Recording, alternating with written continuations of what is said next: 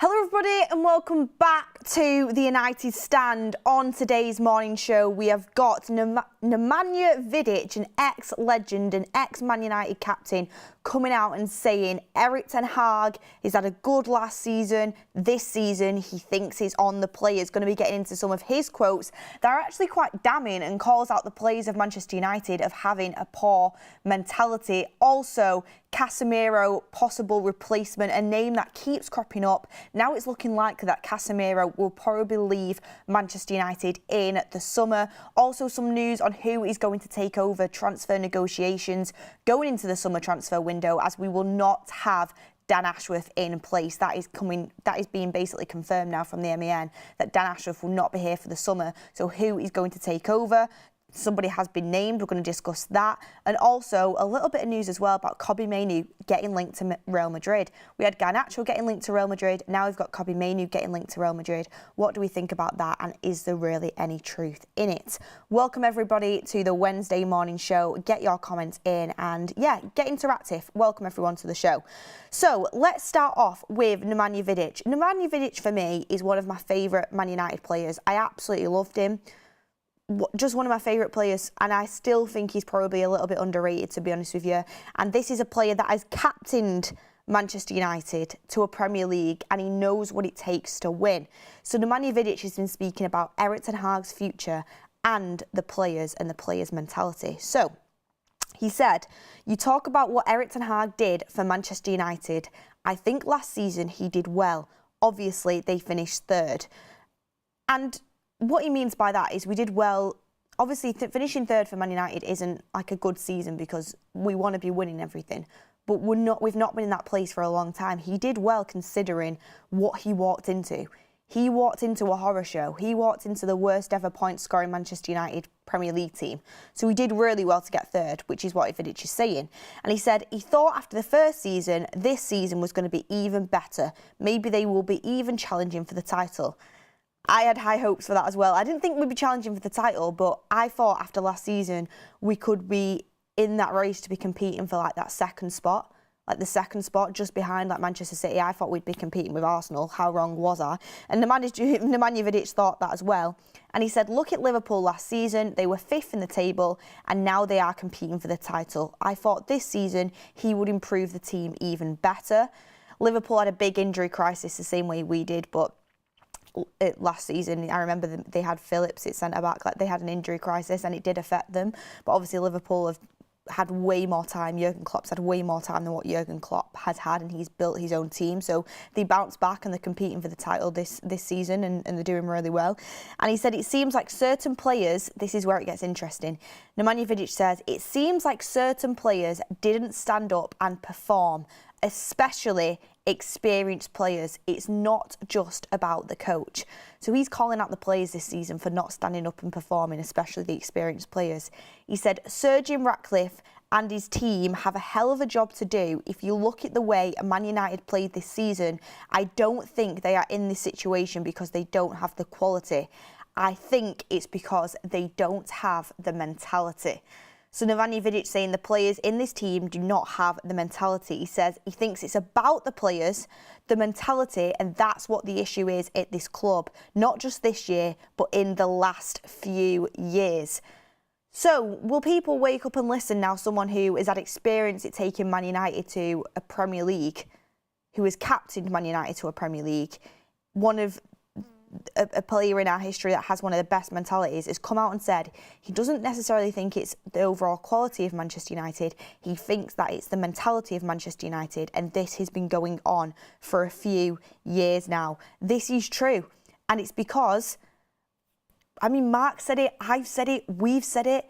There's been players at this football club that are untouchable and cannot leave, and we don't make the necessary changes that we need to make.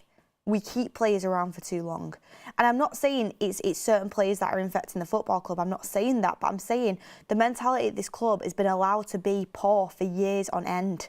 Erik ten Hag's come in, he's trying to change the culture, he's trying to change it behind the scenes, but you can't do it with a one-man team and within a year. This has been years and years and years of build-up.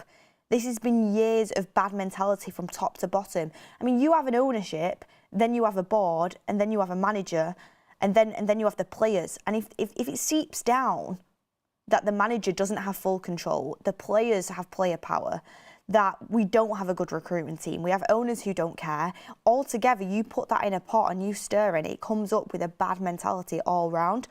And I'm not saying that everyone in that football club has a bad mentality. I don't think so. I think Bruno has a good mentality. I think Varane obviously has a good mentality. I think Casemiro has a good mentality.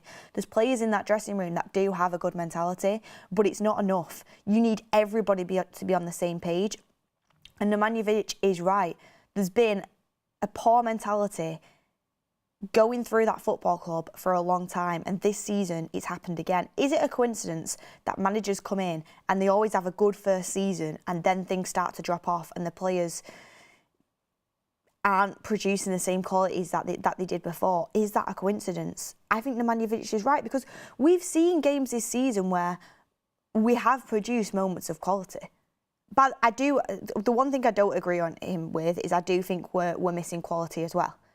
I think we're missing quality and we're missing mentality. I think it's a double-edged sword, to be honest with you. But we do have more quality than what we're showing. We do, within our squad. But ultimately, the mentality is what costs us a lot of the time. I mean, we're a team that can score goals and concede within 47 seconds of doing so. We're a team that, for a period of time this season, we haven't had an average of 6.5 minutes that we'd concede after we scored a goal. And that's creeped back in recently as well. We're a team that was winning at the 96th minute against Brentford and against Chelsea and came away from them two games with 1 point. And that's where we're at as a team. We do have a poor mentality running throughout the football club, and I don't think it's just the players. I think it's come from the top to the bottom, and I think Sir Jim Ratcliffe does have a big job in his hands, exactly like Nemanja Vidic says. Some things that Sir Jim has to do. He's already making good appointments. We spoke about that on yesterday's show. The appointments he's made so far, it is night and day compared to what we're dealing with. I mean, John Murtough to Dan Ashworth, it's a huge upgrade. Richard Arnold to Omar Barada, it's a huge upgrade. We're getting in ahead of recruitment. We're bringing Jason Wilcox in. They're all good stuff. Obviously, it's not going to be in place for the summer, which is frustrating, but he is making the right appointments. But there's a few other things he needs to do, and I said this on yesterday's show. We need to be ruthless in the transfer window. We need to get rid of players that aren't good enough. We need to be ruthless. We don't need to keep players around like we have done in the past. We need a clear out. He needs to put his foot down on that, and he needs to get a team in place that are going to put the foot down on that. That's massive. He needs to absolutely gut the medical department. He needs to employ a fitness analysis, and that's what needs to happen. Our medical department is an absolute joke. That needs looking at. Like, it is a laughing stock. Like, it genuinely is a laughing stock. That needs looking at. We need to be ruthless in terms of getting rid of players. And Sir Dave Brailsford, we've seen this with what Ben Foster was speaking about with Mark. I think it was just when Ineos and Sir Dave Brailsford was announced. And Ben Foster has obviously been around Sir Dave Brailsford before, and he says he will not stand for a poor mentality. That's like one thing he's absolutely adamant on. Let's see it now, because there is players in that football club that don't have the mentality to be a United player, and they need to go. And to be fair to Erik ten Hag, he put his foot down with the Sancho situation, and the club did back him on it. But he put his foot down with the Sancho situation. Ten Hag has got it very fixed about the mentality he wants and about the culture he wants and the standards he wants. That's one thing that I really do like about Erik ten Hag, and that's again why I think he needs even further backing, because in previous times, you know, in the Mourinho days, player power won and Mourinho ended up going when he probably shouldn't have. That has happened before. Don't let the same mistakes happen again. Let's gut the whole play, like gut the, I mean, how do I describe it? Gut the structure we currently have. Go through the players, get rid of the ones that Erik ten Hag doesn't think are right for Manchester United. And let's see how we do from there. Invest in Ten Hag, show the players that he's the manager that's going to be taking us forward. He is the boss. And if it doesn't work out, it doesn't work out. But there's an elephant in the room that we keep not addressing, and it's the fact that we need a massive, massive clear out. And I think Nemanja Vidic kind of speaks on it there by saying that the mentality isn't good enough. And ultimately, that's a massive, massive thing in sport. Mentality is huge. So it's really important that Sergio Ratcliffe does come in and he makes a splash with getting rid of players that aren't good enough for Manchester United. And there is players there that are good enough. There's players that I really want to stay and I think are the future of this football club. Kobbie Mainoo, Alejandro Garnacho, Rasmus Højlund. I love Bruno. I think obviously Luke Shaw's injury record is really frustrating, but I think he's a top player. There's players there that you can build around, but there's players there that aren't good enough due to quality. Because I think Casemiro has a top mentality. Casemiro obviously has a top mentality. It's spoken about so often, and we know that he's won what he's won in his career is huge. Casemiro has a top mentality, but I'm not sure he has the quality in terms of the fitness and the legs now and in his position as well to carry on as first team for Manchester United. So that's a different conversation. There's some players there that don't have the quality to be first teamers anymore, and there's some players there that don't have the mentality to be part of the Manchester United squad. They need to be looked at and ruthlessness needs to happen. If there's players there that aren't good enough and don't have the mentality to be part of the Premier League like winning side, that's got to be evaluated. It really does. Got some super chats in that I'm going to bring in. Shooter87 says Rashford is the biggest problem in that squad. His mentality and work rate is a joke, but he plays every game. The one thing I would say about Rashford is Erik ten Hag does seem to really like him. And I don't know if he is going through a hard time at the minute. I mean, I saw something on his Instagram where a fan asked if he was okay, and he said he will be okay, and it kind of made me think, oh, maybe there's something not right there. Gary Neville's questioned, is there something going on behind the scenes? But you are right in the fact that his work rate isn't good enough at the moment, and I don't know if it's because there's something going on behind the scenes, but if there is something going on behind the scenes, Ten Hag needs to take him out of the limelight in that situation. But Ten Hag always says about Rashford, he has the mentality to win. He wants to win big things. He's one of the senior members of our dressing room. So we don't know what's going on behind the scenes, but from what I can see on the pitch, like the work rate absolutely drives me up the wall. It frustrates the life out of me. It's not good enough. And I've been really disappointed with it this season. Rory C says, why does no one know you guys included the name? Why does no one, you guys included, name the players you are talking about? Like Dr. Pepper, what's the worst that could happen? I'm so confused about that super chat. Are you saying name the players that I don't think have a good mentality? Are you saying name the players that I want gone? I mean, there's so many players at that football club that have to be questioned. And it's not my job. I don't know what goes behind the scenes. I don't know how players are acting in their everyday life at the club. I don't know what's going on in training. I don't know what's going on there. It's down to Ineos to put a team together to go through that squad, do an audit of that squad and figure out who's good enough, who's got the right mentality and who doesn't. And to do a ruthless clear out of it, because obviously there's something going wrong. Nemanja Vidic is calling it out as well. The fan base can see it. Like, it needs to be looked at, and we can't go into another season again by, what? Oh, we've got rid of Martial and Donny van der Beek, whoop-de-doo. Do you know what I mean? They were obviously going anyway. We need to be ruthless, and we also need to make money too. Like, we need to make money because even though Man United have one of the biggest revenues as a football club, we have run ourselves into the ground over the last 10 years by terrible recruitment decisions where we are in a tight budget with financial fair play. So not only do we need to get players out that don't have the right mentality for the greater good of the squad and for the younger players coming through as well, like the Kobbie Mainoos, the Garnachos, the Højlunds, they need to be following, an example of great mentality, and the Kambualas now as well. And isn't it funny that the young players coming through really fighting for their place and just absolutely buzzing to play for Manchester United are the ones that are performing at the highest level this season? I don't think it is, because the mentality's there for them. They're fighting every single day to be part of this Manchester United team, and they're the players that are performing at the highest level. Like, it's obvious they're listening to the coach and they've got a good mentality, clearly, because they're young. And that's what you do when you're coming through. So, yeah, it's one of them situations where this summer, even if we've not got the right recruitment team in place, and it's coming later on, we still need to have a clear out, and I just don't know if it's going to happen. LeBron James, I can see a super chat, but I'm not saying it. I'm not saying it because People will clip me up, people will get me on AI, scary things these days, but I can see your super chat, and yeah, that's literally where we're at now in terms of the players, and where I need Sir Jim to be getting people in place to look at this and have an exit plan. International 2675 says, question, what is Erik ten Hag accountable for? He's accountable for the players he picks, and I do think he has give certain players way too many chances this season. I think he's obviously accountable for the substitutions he makes, in-game management. That is a big thing. And he's accountable for the style of play. And he has got a style of play. I don't want to repeat what I said yesterday, but it's not working, and he needs to make changes to make that work. I think he needs to trust players that he hasn't this season, like Amad Diallo needs to be trusted more. There's so many things that Erik ten Hag needs to be questioned for.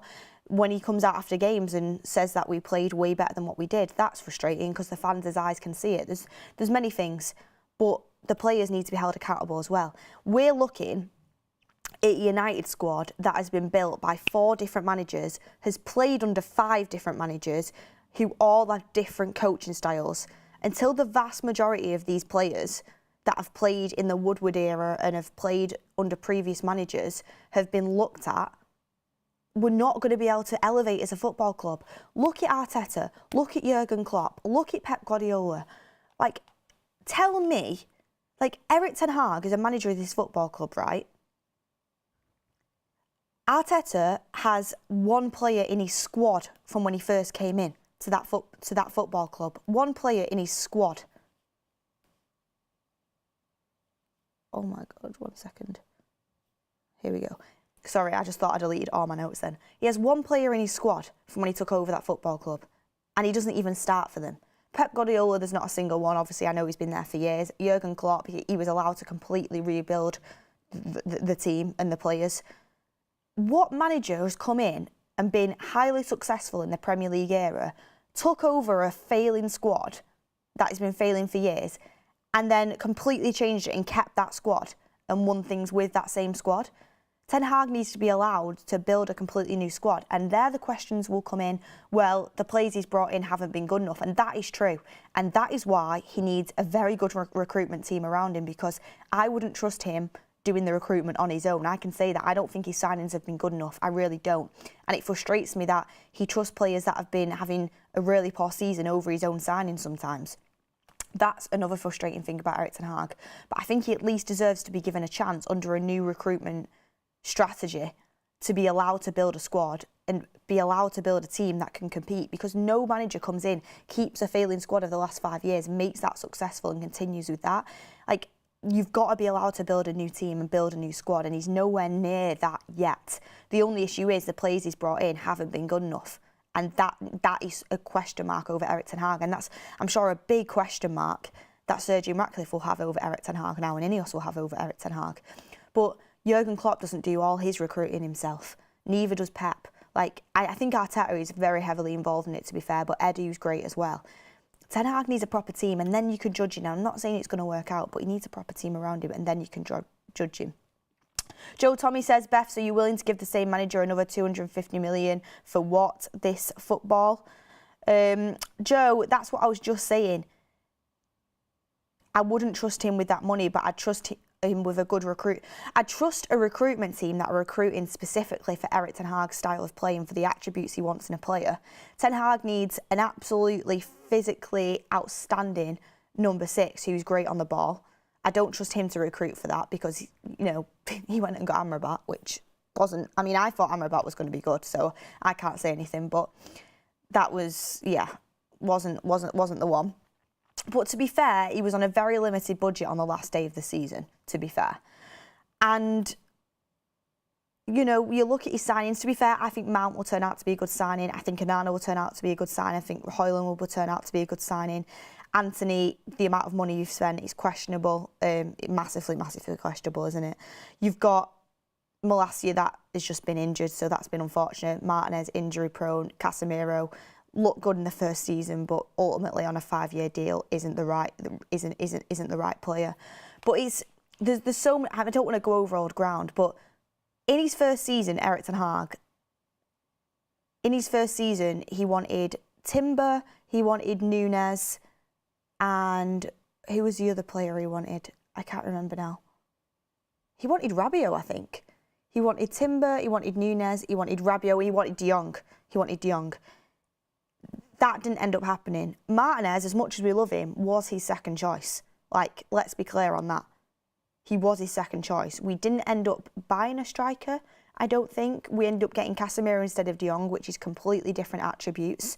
And we just didn't end up getting another midfielder. We got Eriksen on a free transfer, to be fair.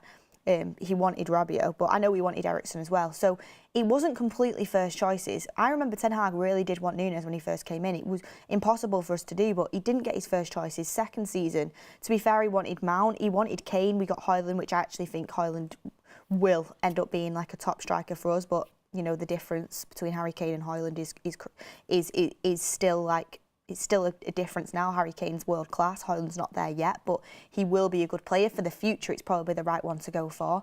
I mean, he wanted Kim Min-jae, he ended up getting Johnny Evans on a free, who has been good this season, to be fair to him. But people act as if Ten Hag's just been given an unlimited checkbook and been able to get who he wants. Obviously, not every manager gets to say, I want Harry Kane, and they have to have them. You do have to make sacrifices. You don't always get your first choice, but with Man United, unfortunately, with the recruitment team, there's no backup plan. So as soon as Erik ten Hag's first choice isn't available, it's absolute panic stations. As much as I love Casemiro and he was brilliant in his first season, it was a complete panic buy. Like, it was a panic buy. We know that it was. Anthony, we were supposed to get him for about 50 million at the start of the window. We didn't pay for him. We panicked when we lost them first two games at Brentford and Brighton. That was a panic buy. So the recruitment team has massively hindered Erik ten Hag as well. Got a super chat in from Patrick Lynch. There are issues with management, but we haven't been as quick with selling underperforming players as we have with managers the last decade. As long as we've got Champions League, dropping standards are tolerated. Yeah, I agree, Patrick. I mean, look at Real Madrid, the turnover of players they have and how they always want the best. It's like it's night and day. International, I've done that one. Thank you for your chats. Get your comments in. Anyway, that's what I wanted to talk about on the Nemanja Vidic quote, and I'm glad that an ex-player that holds a lot of credit in this fan base is coming out and speaking about it as well. But let's move on to a little bit of more news. This is pretty obvious at this point, but Dan Ashworth is not expected to be involved in the recruitment for this summer, coming in from the MEN. So we knew that. We're going to go into the summer without a sporting director. It's really unfortunate. It's the biggest summer we've had in years. Ineos's first summer, we're not going to have a sporting director, but I respect Ineos for holding out for the guy that they want, having patience with it, and I just hope it doesn't bite us. I really hope it doesn't. I mean, Dan Ashworth is going to be on a burner phone. The whole works. It's not great. Ineos's first summer is now going to be, like, first proper summer is now going to be next summer. It's another year down the line. We still can have a good transfer window, though, but it's got to be handled properly. This is what's going to happen, though, and this is coming in from the MEN as well. Matt Hargreaves, the director of player negotiations, will take control of Manchester United's recruitment plans following the departure of John Murtough. This is worrying because we're getting rid of John Murtough and we're just putting someone who's worked with him to carry on our summer. Like, it's not a complete change. Obviously, he's going to have Omar Barada. Obviously, he's going to have Jason Wilcox around him. That is big improvements. But realistically, to go in without a sporting director, it's frustrating to me. I get that we're in the position we're in because the sale process got delayed, but let's just hope Dan Ashworth has a good burner phone that can't be hacked into. But yeah, and I'm not having a dig at Hargreaves here, by the way. It's not his role. It's not his role. His role was to come in and take down the fees that we've been paying for players and take down the United tax. He got appointed as transfer negotiator in June and is understood to have told Confidence that he was trying to establish a new strategy after years of overpaying. So he got appointed last June, and in the summer transfer window, the aim was to not be overpaying like we had in previous years. Onana, to be fair, considering the reputation he had coming off the back of that Champions League final with Inter Milan, that was an okay fee to pay. Mason Mount, we probably slightly overpaid, but not massively. Rasmus Højlund, we did overpay on that one, so it didn't massively bring the transfer fees down, to be honest with you. It's not as if we got great deals all over the shop. I mean, if Højlund goes on to do what he thinks, to do what I think he's going to do, that'll be an absolute steal. But at the time, for what he was, we did overpay. Like, I expected that when we first got linked to him to be around 40 million. We ended up paying like 72. But if Højlund does have a decade with us and he goes on to be the player I think, then it would be worth the money. But realistically, we didn't take down the years of overpaying by that much. But that's what he was appointed to do. And despite his inexperience at club level, Hargreaves is highly regarded in the industry and excelled recruiting star clients for Adidas. Agency sources say that Hargreaves was heavily involved during United's summer transfer negotiations, while club staff herald the planning and execution by footballing director John Murtough. John Murtough's gone now. He was always going to leave. He did well at the youth level and with the women's team, but men's team senior level, he was way out of his depth and was very poor for this football club. He's gone. We've established that. Matt Hargreaves is going to take over. It's not a long-term thing, but I'm sure he'll have the help of Jason Wilcox and Omar Barada around him. But we won't have as much as a successful transfer window as what we would have had if we had Dan Ashworth in and we had our proper structure in. We just won't, because we've not been able to plan for it either. Like I said on yesterday's show, we still don't know what we're doing, and we shouldn't by now. This time next year, I expect us to have options A, B, C and D for each of our priority positions already mapped out and a transfer plan already put in place.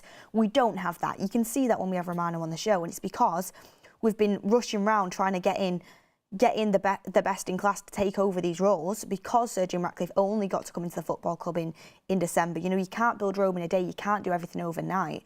So it's got delayed, and therefore it's going to, the domino effect, it's going to affect our summer transfer window, and that's just, we've just got to get on with it now. Hopefully we can do the best that we possibly can, but it's frustrating. Someone in the chat says, no more Murtough madness, no more Murtough sadness, honestly, because let's be honest, it wasn't great. Ray Cal Brown, Amory says, 2 years of a failing side isn't long enough for me. Look, we don't have a proper sporting director yet, as Ten Hag's job is at risk. Amar Omandi, thank you for the super chat. Arto Huda says, Murtough and Hargreaves have cost his club in excess of 100 million in overpaid fees last summer. And George Kyle says, we'll get a tweet from Luckhurst in September saying Ashworth is heavily involved this summer's business. I mean, I find it very hard to believe that Ashworth will be able to be involved. Like, we're talking about Newcastle here and Manchester United, two massive clubs.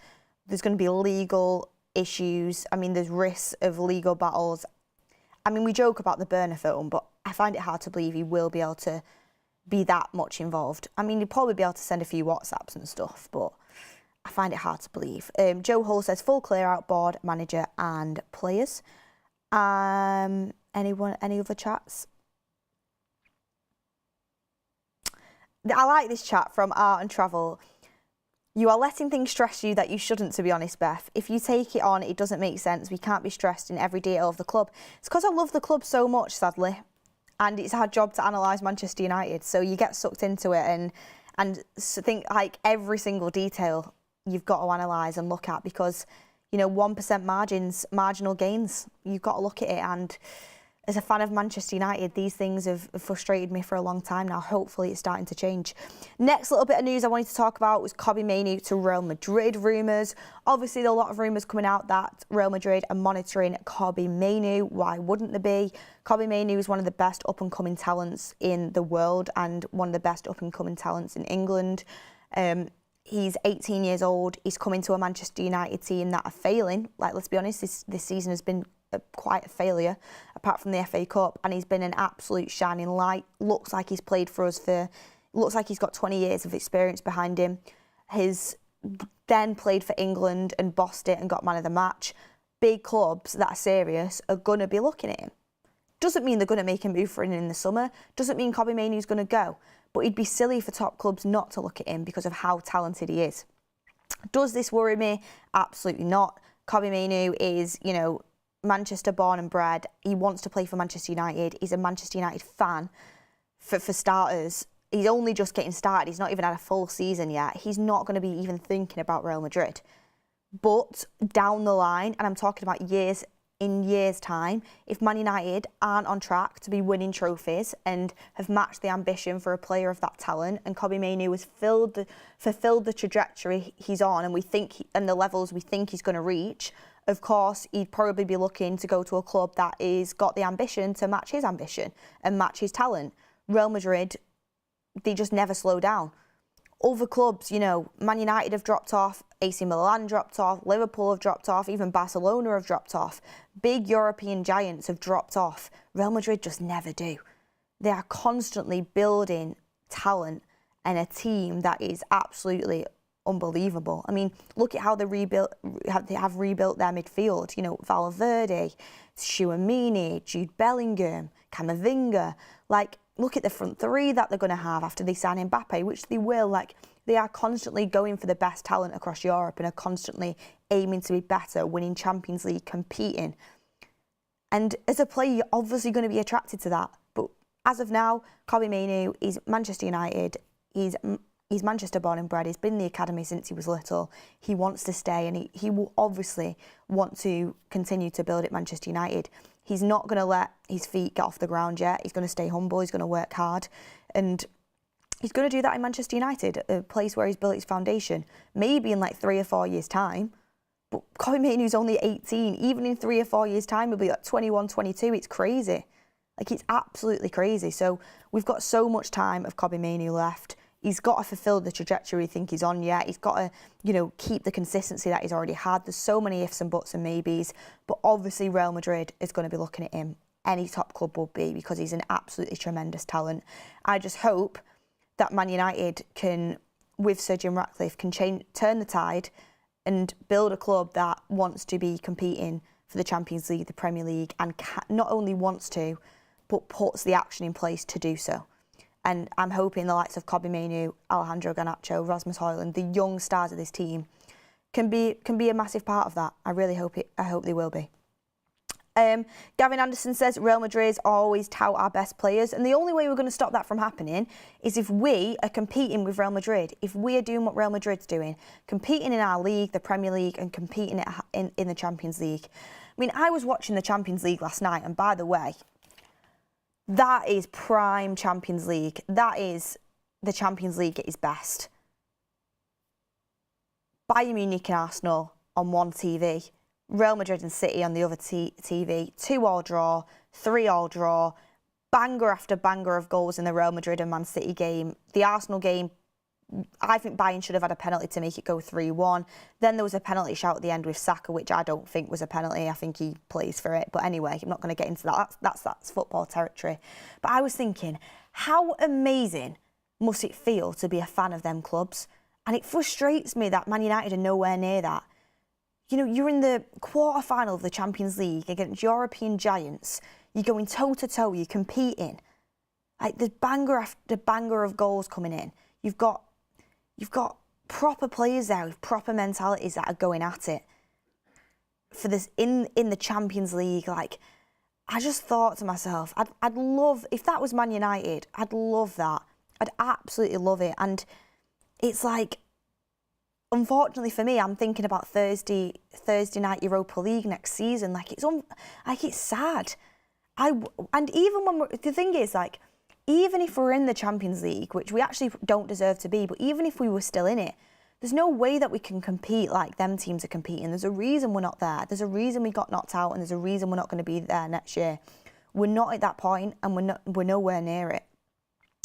We need to have the ambition to get there, and we need to put the actions in place to get there. Hopefully it won't take too long, but I think the thing is to clear out the players that are not good enough, to get the team above the manager working in cohesion and working as a unit and being successful, to get the manager having control of the team, not being not being affected by player power and being given the time, given the tools. I think it's a 3-year job. I honestly do. It's just whether we're going to do that with Erik Ten Hag, whether we're going to do that with a different manager, we'll see come the end of the season. I've said I want Ten Hag to stay. I want him to be given the tools. I want to continue with this process. I want to believe in him. I think Ineos will make a change. I think they will. That's just my feeling through speaking to a lot of people and my gut feeling. I do think they will make a change of manager at the end of the season. I don't want them to, but I think they will. But I think Man United fans need to wake up and realise it's not a quick fix. We're not suddenly going to get Zinedine Zidane, Roberto De Zerbi, Julian Nagelsmann, and suddenly we're going to be competing for Champions Leagues. Like, it's just not going to happen. Any manager in this football club is going to need time and patience, and that's why, in another way, I want to stick with Ten Hag, because we've already started. You get someone else in, you restart the whole process again. And yeah, anyway. But Wayne Rooney had a quote to say on Kobbie Mainoo, which I agree with. He said, he's more than a holding midfielder. I watched him play against Nottingham Forest as well. He played a little higher, so he can certainly do that. And I think Wayne Rooney's right. In the academy, I'm pretty sure, don't get me wrong on this, but I watched Kobbie Mainoo a lot before he came through. He predominantly did play as a 6. 6 is his predominant position, but he can play as an 8. And I think he can do both for Manchester United. I think he's a versatile player. I mean, I think his best game of the season this season was the FA Cup tie against Liverpool, and he played as a 6.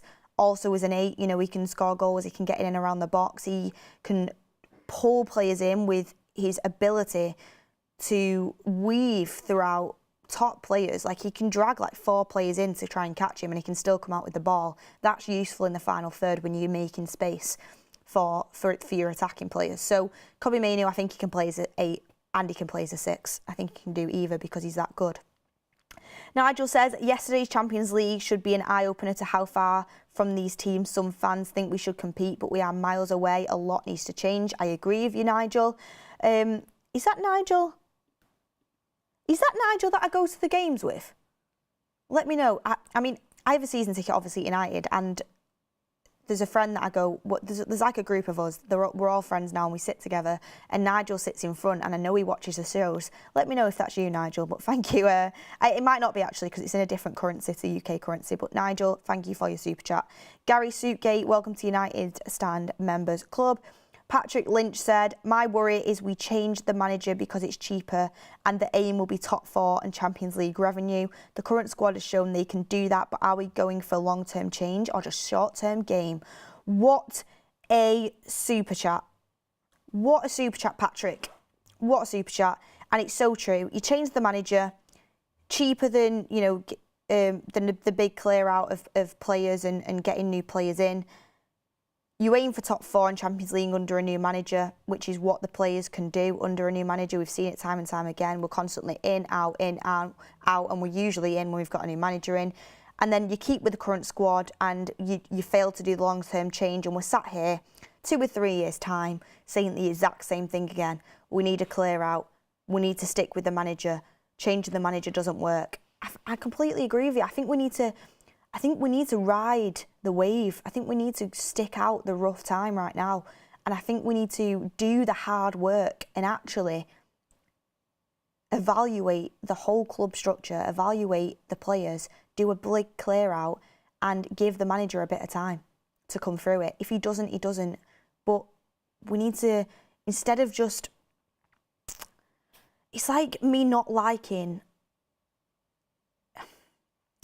trying to do an analogy, but this is a rubbish analogy, but I'm going to do it anyway. It's like me, you know, having a piece of cake and I don't like it, and I take it back and I say, I really don't like that cake, it's not what I thought it was going to be. And whoever baked it just scrapes off the top layer of icing and puts a new icing on of a different flavour and says, here you go, try that. No, I don't like the whole thing. The whole thing isn't good enough. The whole thing is rotten. If you just take off the icing, it's okay. Yeah, it might be a new flavour of icing that I actually really like. But as soon as I get into the sponge, I'm like, you know what? It's still rubbish. It's still not good enough. We need to do the whole thing. And Patrick, I think that was a great super chat. Robert McCormack says, gonna be at the studio for Burnley. Can't wait. Robert, Can't wait to have you up here. Can't wait to have you up here. Also, Jordan's going to be here as well. Gang is going to be together. Absolutely love it. Burnley game. I'm taking my friend actually to the Burnley game for her birthday as well. So that'll be a good day. Surely we can get a win against Burnley. Bloody Burnley. The pink boots. Hopefully we can. They're not the same Burnley under Sean Dyche, I say. I mean, Burnley are our bogey team, aren't they? Anyway, last thing I wanted to talk about is Casemiro. Looks like it's looking more and more likely that he's going to be going. I saw there was an interview by Peter Hall yesterday, I think his name is, and he was speaking about how it's looking more and more likely that United could cash in on Casemiro. It all depends on whether Saudi Arabia come in for Casemiro in the summer.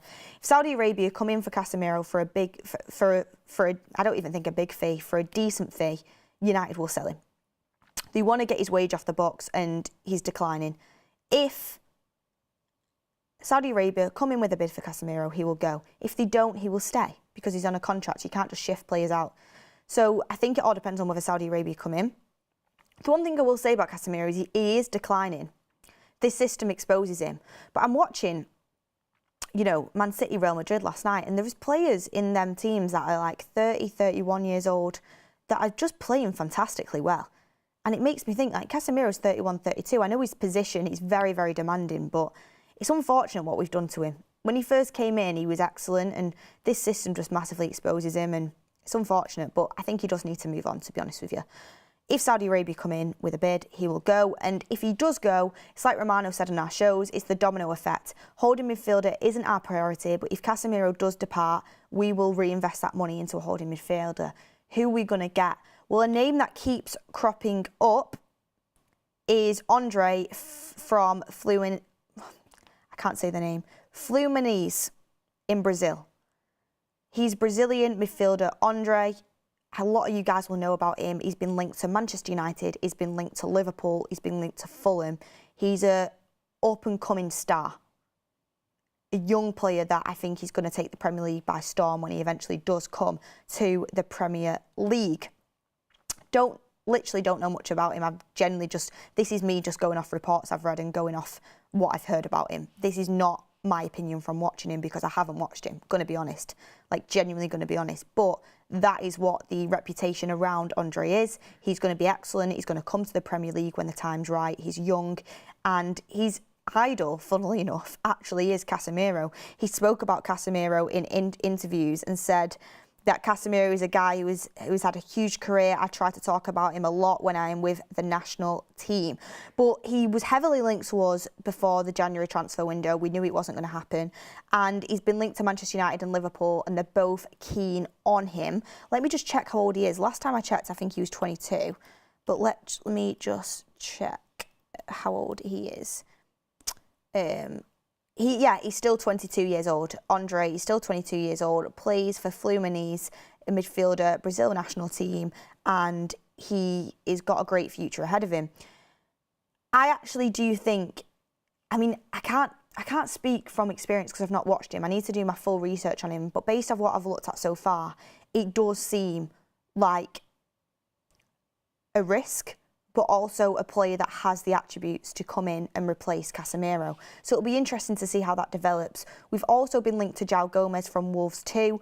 I think he'll be too expensive. As much as I do like João Gomez and I think he's a very good player, I think it'll be too expensive. And the only thing that concerns me about João Gomez is if you look partnering João Gomez and Kobbie Mainoo together, you just worry a little bit about the height. They're both not the tallest players, and I do think you need some height in a midfield in the Premier League. You know, look at Rodri for Manchester City, look at Declan Rice for Arsenal. I do think you need a bit of height in there. That's what worries me about João Gomez, as much as I do think he's a good player, he's an absolute gem. Now, that's a player I have watched, and I've got a friend who's a Wolves fan who absolutely gloats about him, thinks he's brilliant. He's a player that we're definitely watching. I just worry about the height. Kobbie Mainoo is still 18, not finished growing properly yet, so it depends. João Neves is another one we've looked at. He'll be too expensive, but again, he's not got the height that I think that you need at least one player in that midfield with a bit of height on you, I think, to be honest with you. But let me know in the comments what you think. What do you think about Andre? The only thing is about Andre is if Fulham swoop in there first. Fulham really like him and really want him. They really like him and really want him. It's a big risk for Manchester United to buy Andre from Fluminense and bring him in and be like, you're going to be our guy straight off the bat. It is a big risk, but should we take that risk? Let me know. Jadeep Tomberry says, you want chocolate cake and get a carrot cake instead. Anthony Mayhawk says, Beth, what is your favourite type of cake? God, we've got a lot of cake chat we've got a lot of cake talk in the chat. Somebody else, Savage, has just says, let's say get Rabiot on a free first and then get another midfielder. We need quantity. I'd be absolutely open to getting Rabiot in, by the way. I would be. I think he's actually massively turned the corner in the last couple of years, but I just don't think he'll come. I know Ten Hag really likes him, and to be fair, Romano said on the show, credit to Ten Hag, because when Rabiot was in a bad place in his career, Ten Hag really wanted him at United. It didn't end up happening, and then he went on to have one of the best seasons of his career. My favourite cake, I've got loads of different ones. I mean, if you're talking in the dirty way, I'm not having that. But my favourite, I do like a carrot cake, to be fair. Love a chocolate cake. Love a Victoria sponge. It's got to be the right cream to jam consistency, though. But I would say my all-time favourite cake, which, I mean, I don't think it's going to be popular, but my mum makes this absolutely unbelievable, like, ginger and treacle cake, like homemade. And it's just the best. I could literally eat it all day long. Every year for my birthday, I ask for it. It's unreal. So, yeah, if anyone's actually talking about the type of cake that I'm talking about, that is my favourite type of cake. I've seen a super chat saying, anybody notice that nobody on the United stand knows much about our reported signings and just hypes them up? That's not true. That's not true.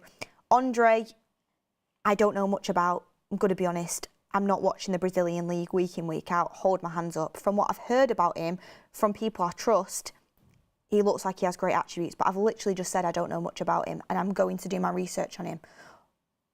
Todibo. I know loads about Todibo. I've done a lot of research on Todibo because we've been linked to him for a long time. Frimpong, I've done a load of research on. I know a lot about Frimpong.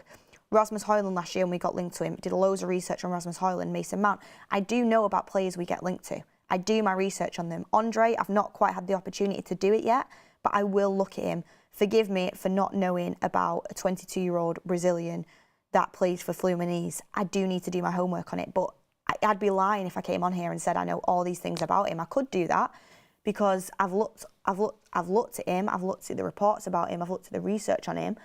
Not done it in depth, but I could lie about that, but I don't. I don't know much about him. I can't say whether it would be a good signing yet.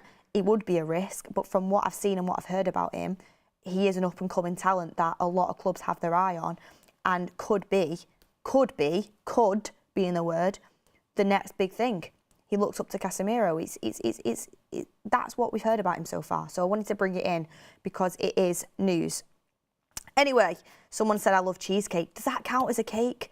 Because, you know, I've never liked cheesecake ever in my life. And then I had one like a month ago and it was absolutely unreal. And I've discovered I like cheesecake again. Oreo cheesecake. Bangs. Anyway, might get some when we're on tour. Cheesecake Factory in the USA. We're going to America. We're going to America this summer. I've just been told by the producer that there's a really good cheesecake factory in San Diego. I'll see you all there. Anyway, guys, that is the show this morning. I feel like I need some cake now. What are you doing to me? I'm on a health kick, and it's Wednesday morning. I feel like I need to go and get some. Cake. I'm craving it. Anyway, guys, thank you so much for watching the show. Please hit a like on the video. It really does help us out. Wednesday morning, great to spend my Wednesday morning with you. We'll be back for the afternoon show with any more breaking news, and we'll be back for if. Two options. If there's breaking news, we'll be back for the afternoon show on breaking news. If there's not breaking news, we will have a fantastic show that we filmed with Ricky, Faz and Maud at 2 p.m. It's a banger because I filmed it yesterday, so look forward to that. And obviously the 8 p.m. show coming up tonight as well. Have a lovely rest of your day. It is Wednesday, midway through the week. If you started the week poorly, make sure you finish it strong. If you're going strong, keep going. And let's hope that Manchester United can start to turn the corner at the weekend. Is there much left to play for? It's going to be Europa League, isn't it? Anyway, guys, see you on the next one. And yeah, have a good day.